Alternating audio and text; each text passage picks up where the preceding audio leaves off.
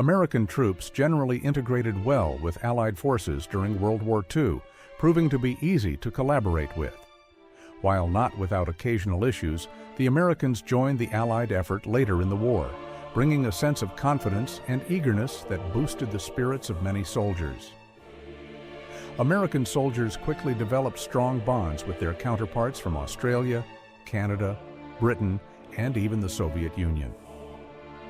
Despite some inevitable challenges and cultural differences that sometimes led to misunderstandings, the Americans were generally well received by their Allied comrades.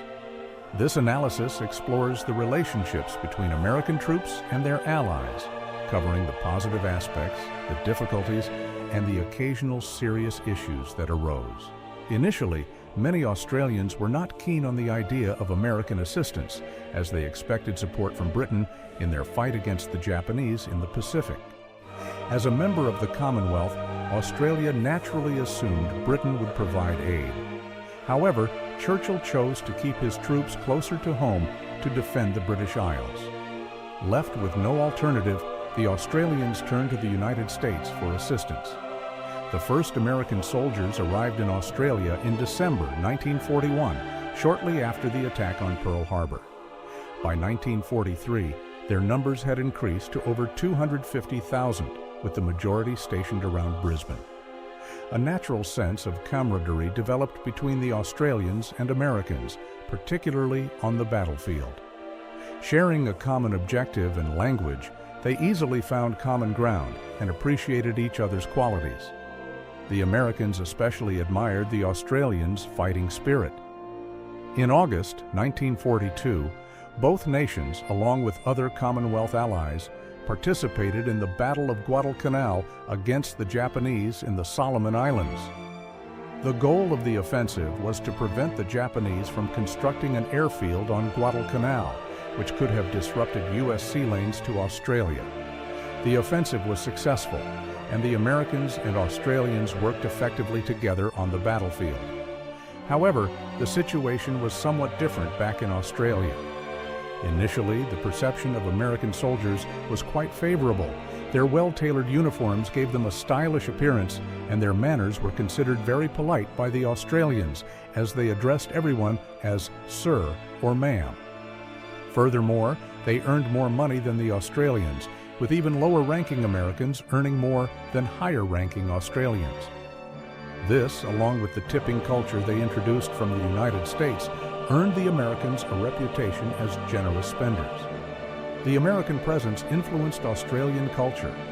Suddenly, hot dog stands began to appear, shops started selling American-style clothing, and cafes began advertising hamburgers and Coca-Cola. Some Australians, particularly women, began adopting American slang and speech patterns. The American GIs certainly enjoyed the company of the local women, and the feeling was mutual. Approximately 12,000 Australian women eventually married American soldiers and moved to the United States with them after the war. However, the Americans' popularity with local women, along with the pay disparity, caused tension among Australian soldiers. But what truly bothered the Australians was the extent to which the Americans were encroaching on their territory. To provide context, Brisbane's population at the time was only around 330,000. However, at the peak of the American presence, there were an additional 80,000 people in and around the city. The existing infrastructure simply could not handle such a rapid increase in population. The sudden influx of GIs led to inconveniences like brownouts and school closures. Furthermore, Australians found that they could no longer easily access their favorite places. Hotels and bars prioritized American customers because they had more money to spend. At the time, establishments were only allowed to serve alcohol twice a day for 1 hour at a time, which meant that Australians had to scramble to find space in any bar or hotel that could accommodate them if they wanted a drink. Meanwhile, the Americans comfortably occupied available space. Although the Americans had been informed that Australians enjoyed their drink, their military guide to the country did not warn them about the dangers of interfering with an Australian's access to beer. Additionally, the Americans had better rations and greater access to products that were either scarce or unavailable to their Australian counterparts. Items like chocolate, cigarettes, ice cream, alcohol, and even nylon stockings were sold at American post exchanges, which Australians were not allowed to enter. Tensions stemming from resentment grew over time. Local authorities reported as many as 20 brawls per night between Australian and American soldiers. This tension reached a climax on the night of November 26, 1942, when an intoxicated American private named James R. Stein left a hotel bar after closing time. He stopped to speak with 3 Australian service members when he was stopped by an American MP who requested to see his leave pass. The MP grew impatient when Stein took a few minutes to find it and arrested him. The Australians quickly defended Stein, both out of sympathy for the drunk soldier and general dislike for American MPs, whom they perceived as overly aggressive. Living up to the stereotype, the MP confronted the 3 Australians, raising his baton. The Australians immediately attacked him. Seeing the conflict escalate, more American MPs arrived, as did more Australian servicemen. Outnumbered, the MPs retreated, but the situation had already spiraled out of control. The Battle of Brisbane had begun. The Australians targeted the MPs and attacked the postal exchanges, which were major sources of their frustration. In less than 2 hours after Stein left the hotel, over 5,000 Australian servicemen had joined the riots. There were numerous fights. Projectiles were thrown into postal exchanges, and 1 Australian soldier was accidentally killed during a scuffle. The Battle of Brisbane lasted for 2 nights before order was restored, and the incident was quickly downplayed. U.S. Army Sergeant Bill Benson commented that, "From then on, the Aussies and Americans had no more major incidents and got along fairly well for the rest of the war." Sharing the world's longest land border provided a distinct advantage during World War II, as Americans and Canadians experienced virtually no difficulties in their collaboration. With closely aligned cultures and a shared language, communication and understanding were seamless. Their mutual comprehension was far greater than that with other Allied nations, fostering robust camaraderie. The U.S. and Canada engaged in joint combat operations in both Europe and the Pacific, participating in numerous battles together. Notably, they fought side by side on the beaches of Normandy and at the Battle of the Scheldt. For D-Day, Canada contributed 14,000 soldiers and 10,000 sailors, along with 110 warships and 15 fighter-bomber squadrons. While the Americans landed on Utah and Omaha beaches, Canada was assigned Juno Beach. Despite sustaining heavy casualties, the Canadians successfully secured the beach from German forces.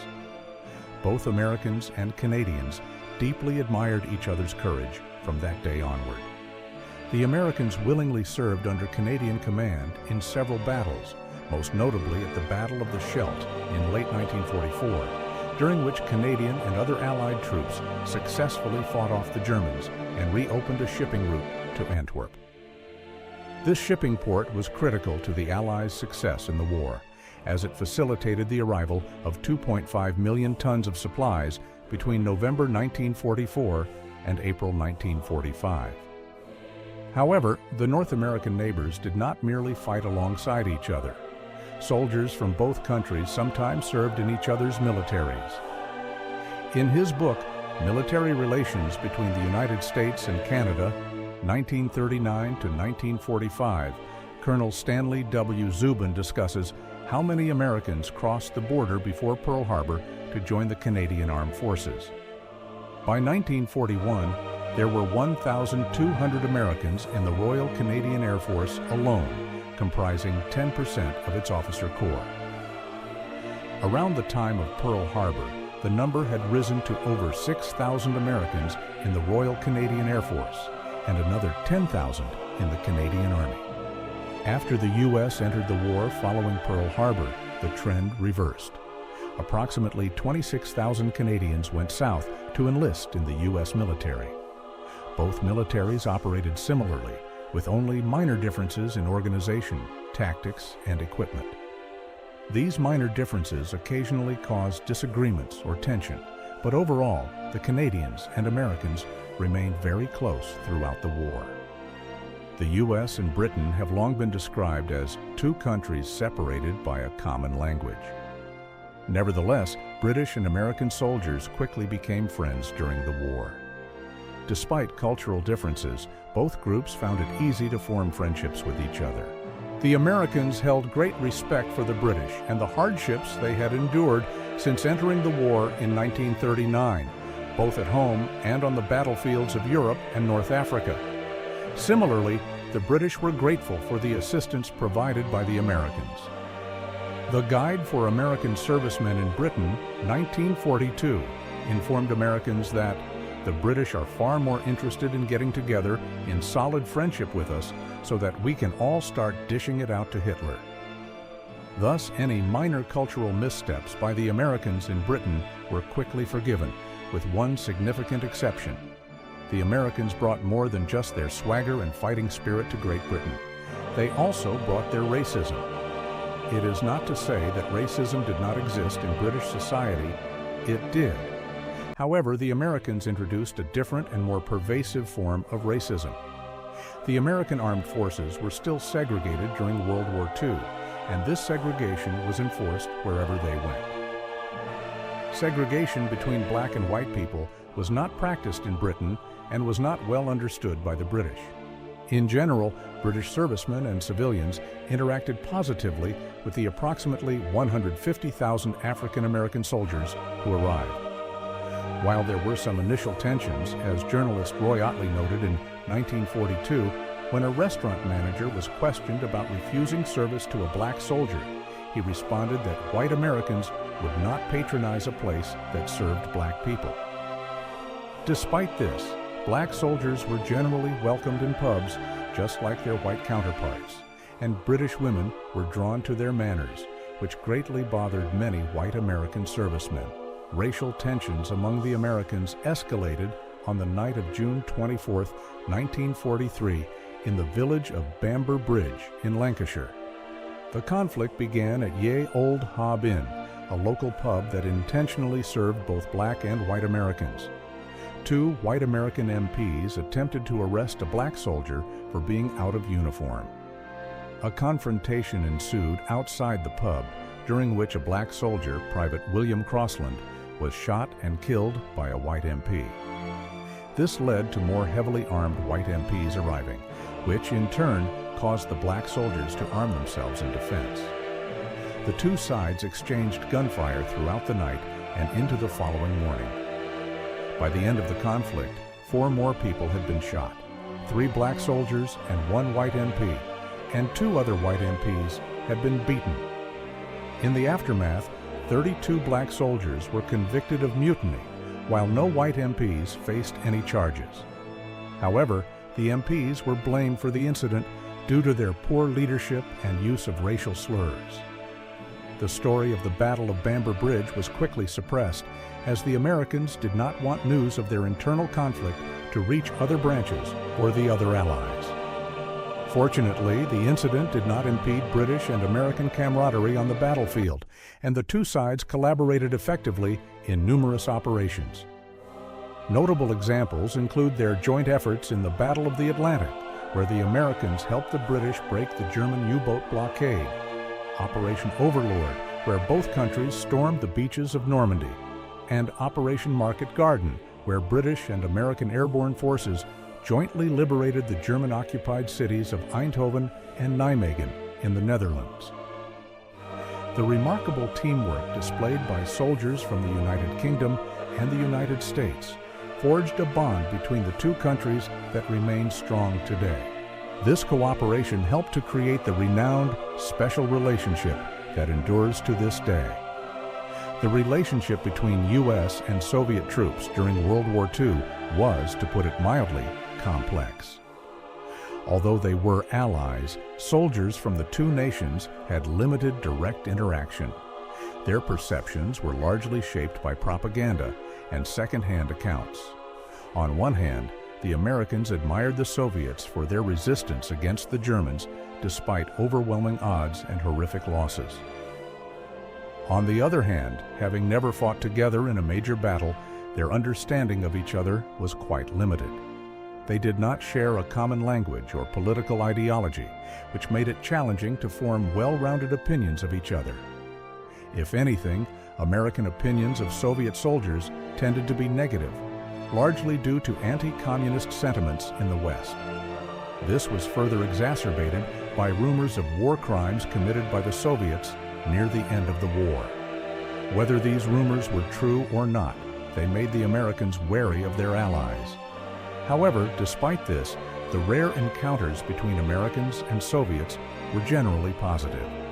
One example is their meeting at the Elbe River in Germany in April 1945. American forces advancing eastward met Soviet forces advancing westward, marking a crucial moment in the war's conclusion. The two fronts converged, and two major allies linked up for the first time in enemy territory. An even more compelling example of positive relations between Americans and Soviets is the story of Joseph Bailey. Bailey was a paratrooper in the U.S. Army who was captured by the Germans on D-Day. After spending several months as a prisoner of war and making numerous unsuccessful escape attempts, he finally succeeded in escaping in January 1945. After freeing himself from the Germans, he headed east, hoping to join the Red Army and continue fighting against the Germans. He eventually found a Soviet tank brigade and approached them with his arms raised and a pack of Lucky Strike cigarettes in his hand. He shouted, "American comrade!" in his limited Russian, hoping they wouldn't shoot him on sight. Fortunately, it worked, and the brigade's commander, a woman named Alexandra Samosenko, allowed him to join their ranks as they headed for Berlin. Bailey was considered valuable by his new battalion due to his expertise in demolitions, and it was his new comrades who liberated the very POW camp where he had been imprisoned. However, about a month later, he was wounded in battle and taken to a Soviet hospital. There, he met Soviet Marshal Georgy Zhukov, who, after hearing Bailey's story through an interpreter, was amazed by his bravery. We wish there were more examples of the Americans and Soviets fighting together, but their interactions were too limited. What do you think? Do you think America and the Soviet Union could have forged a special relationship like the one with Britain if they had the opportunity to fight alongside one another? How drastically have international relations between these countries changed since the Second World War? Feel free to post your thoughts in the comments below.